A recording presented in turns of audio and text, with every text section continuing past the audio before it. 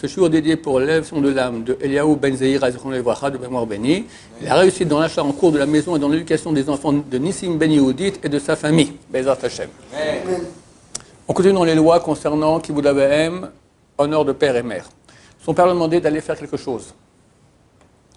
Le Yetzirah vient, dit, ok, mais pas maintenant, j'ai autre chose à faire un peu plus tard. D'accord, demain, ça presse pas. C'est du Yetzirah. D'après Aracha, ton père t'a demandé, le plus rapidement possible, tu fais ce qu'il t'a demandé. Alors, Besson Abashaoul a raconté, ça ne nous concerne pas, on parle maintenant de grande Torah. Jamais sa mère lui a demandé quoi que ce soit. Il devinait avant qu'elle dise. Jamais il lui a demandé. Il devinait déjà avant qu'elle dise, hop, il faisait. D'accord? Bon, ça c'est des anges. Nous, quand ils disent, on peut attendre au moins qu'ils disent, et quand ils disent, mais après, Yetzirah vient te dit, allez, bon, ça va, pépère. C'est un grand Yetzirah. Il y a une coutume d'embrasser les mains de ses parents le vendredi soir après le kiddush. Ceux qui ont cette coutume-là, ça vaut la peine de le faire. Elle est écrite dans le livre de Kabbalah. Rav Ben Son Abashul Zatzal, quand il s'est marié, il habitait à l'autre bout de Jérusalem, d'où habitaient ses parents. Il habitait à Pat, et ses parents habitaient à Shmuel HaNavi. Il faisait 1 heure de marche pour aller embrasser les mains de ses parents le vendredi soir. 1 heure de marche aller, 1 heure de marche retour.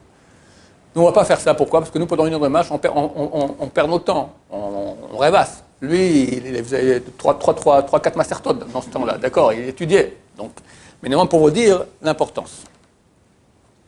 Il y a certaines communautés qui ont la coutume que lorsque le père descend après avoir lu la Torah, il descend après, on lui embrasse la main. Pas tout le monde a cette coutume. Ceux qui ont, il faut le faire. C'est une coutume qui fait partie du Kibud Avaim.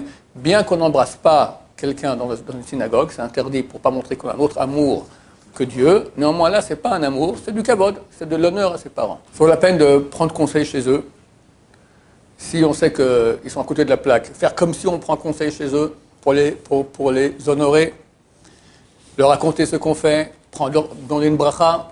La bracha des parents, elle a un très grand impact. Le vendredi soir, c'est bien que les parents, après le kiddush, ils bénissent leurs enfants. Ça a un impact à ce moment-là.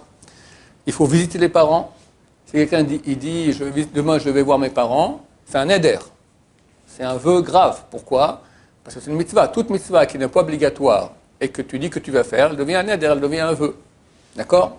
Donc si jamais on n'a pas pu, alors soit on fait Atat Nedarim, ou la meilleure solution c'est appeler les parents, dire papa, je voulais venir, mais pour que je n'ai pas pu, alors il ne faut pas lui dire sois mochel, excuse-moi que je n'ai pas pu venir. Ça, c'est pas valable pour annuler le vœu. C'est valable pour que ton père t'excuse, il t'a excusé. Mais le vœu est toujours là. Il faut que le père dise Kiloud Kabbat, c'est comme si tu es venu. Pour moi, c'est comme si tu es venu. Voilà. Alors, donc je suis venu. C'est comme si je suis venu. Donc pour lui, c'est comme si je suis venu. Donc c'est bon, le neder a été réalisé. Le jeune homme habite chez ses parents et sort ce soir pour aller à un Sheva Brachot, à un mariage, une chavruta, et il commence à se faire tard et il sait que ses parents peuvent s'inquiéter. Il faut appeler pour dire je rentre un peu plus tard, ne vous inquiétez pas.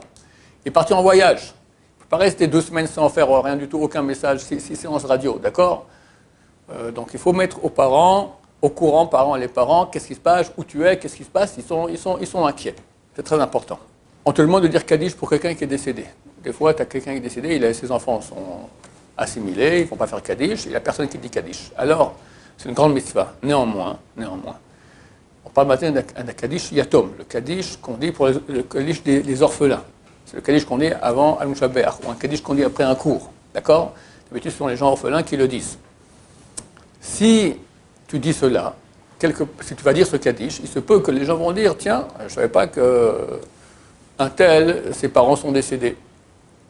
Et ils sont vivants, les pauvres. D'accord? Dans ce cas-là, pour pouvoir dire ce Kaddish, il faut prendre l'autorisation des parents. S'ils autorisent, ça va. S'ils n'autorisent pas, non. Parce qu'ils peuvent dire, écoute, je suis vivant pour que tu dis Kaddish comme si tu étais déjà orphelin. Le plus grand kavod qu'on va faire aux parents, c'est avoir une renommée qui est aimée par Hachem. Grandir en Torah, être un tzaddik, quelqu'un de bien. Pas bien parce que tu as fait des millions, puis tu es médecin ou tu es avocat. Ça, c'est de la gnognotte. Dans quelques jours, personne va se moquer de ces gens-là. D'accord? Tu as perdu ton temps toute ta vie au lieu de venir étudier la Torah. Ce qui a de la valeur aux yeux de Dieu. Ça, c'est le plus grand kavod qu'on puisse faire aux parents. Et le contraire, évidemment, quelqu'un qui quitte la Torah, qui ne pratique pas la Torah, qui s'assimile, toutes ces choses-là, c'est le pire non-kavod, la pire honte qu'on puisse faire aux parents. Non seulement dans Olam Hazé, Olam Haba. Olam Haba, c'est terrible. Il y a une histoire, un des plus grands de la Torah, il y a 250 ans, Rabbi Yonatan Eibschitz. Énorme. Il avait un fils. Yonatan Eibschitz, il se bagarrait sans cesse. Il raconte, dans l'introduction à son livre Créti ou Pléti, il dit là-bas qu'il perd son temps d'aller faire des discussions avec les comtes et les ducs et les rois de chaque nation, etc., qui est sur le judaïsme, etc. Mais il était très harif, comme on dit, très très piquant, d'accord. C'est l'esprit très aiguisé. Il a un fils comme lui aussi, l'esprit très aiguisé. Et le gosse, il a 18 ans, 19 ans, il dit, papa, j'aimerais bien aller pour les vacances, j'aimerais bien aller, il s'était en Pologne, j'aimerais bien aller en Angleterre. Allez papa, allez papa, allez papa. Ok, le père accepte, hélas. Le gosse va en Angleterre, et là-bas, il commence à faire un peu de business. Et ça marche bien. L'esprit du Abchis dans les affaires, c'est certain qu'il va faire beaucoup d'argent. Et ça marche bien. Alors, il écrit un papa à son papa, je reste encore 1 ou 2 mois, parce que je fais des bonnes affaires, je reviens un peu plus tard.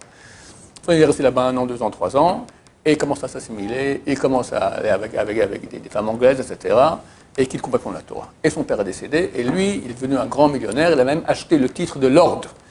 Lord Wolf, il se fait appeler. Pas Eibschitz, parce que ça ne mange pas là-bas. Wolf, Lord Wolf, d'accord? Un jour, c'est Kippour, et il ne fait plus Kippour. Au milieu de la nuit, il rêve de son père, qui dit, t'as pas honte? Tu sais ce que tu me fais comme honte dans le ciel?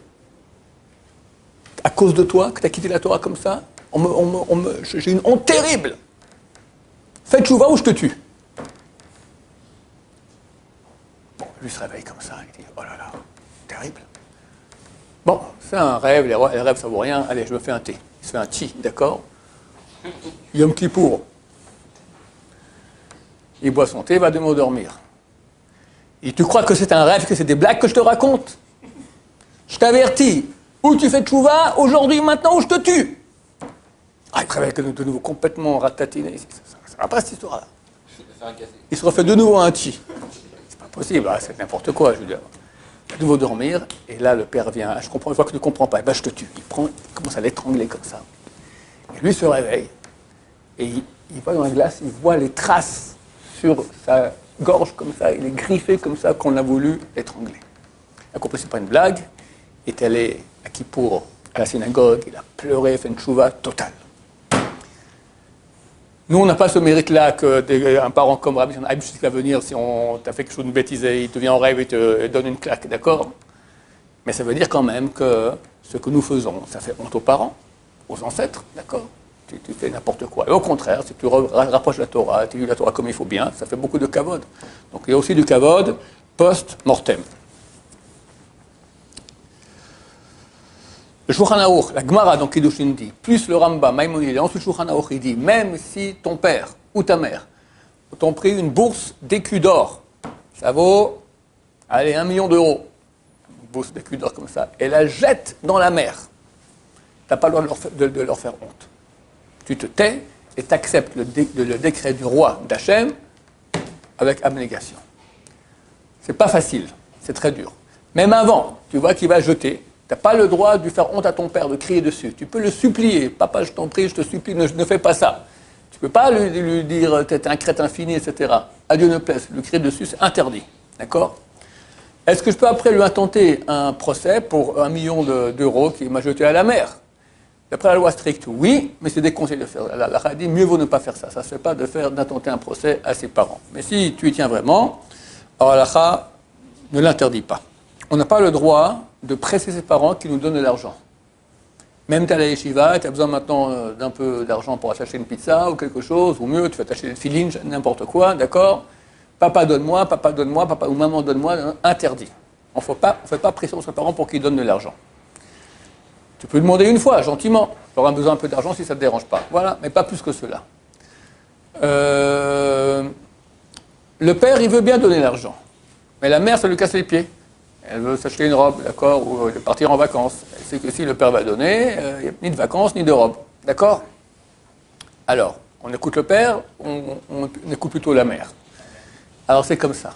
Si le père, il n'a rien dit, et tu vas lui faire pression, il va donner, tu n'as pas le droit de faire ça. La mère passe avant. Si tu sais que le père, il veut donner, c'est plus ton affaire à toi. C'est entre lui et sa femme, d'accord, et ta mère. Donc s'il veut donner, tu peux accepter. Interdit de réveiller ses parents. Mais, s'il nous demande de le réveiller, ou si on sait que si on ne le réveille pas, ils seront très tristes. Il y a une bonne affaire maintenant, il peut gagner beaucoup d'argent, et tu ne le réveilles pas, parce que tu n'oses pas réveiller ton père, ou ta mère, d'accord. Après, il se réveille, mais tu aurais dû me réveiller, mais c'est dommage, mais c'est tellement dommage, il sera triste à cause de cela, tu le réveilles. Idem, et le plus important exactement, pour les prières. Tu vois maintenant que Kriyat Shema, 8h10 ici, maintenant 8h11 en Israël, ça passe, tu le réveilles, papa, Kriyat Shema, tfila, d'accord. Pas de problème à ça, pas de problème à cela. Papa a dit, apporte-moi à boire. Vous voyez que la mission de kibbutz, c'est essentiellement nourrir, donner à boire, habiller, etc. Donne-moi à boire. Et maman te dit, donne-moi à boire. À qui on donne en premier? Ça dépend. S'ils sont mariés, papa. S'ils sont divorcés, alors il n'y a plus de priorité au père par rapport à la mère, on donne à qui on veut. Ou au père, ou à la mère.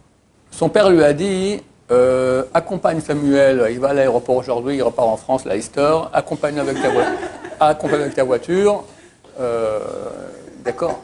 Et ta mère lui dit, cuisine-moi à manger.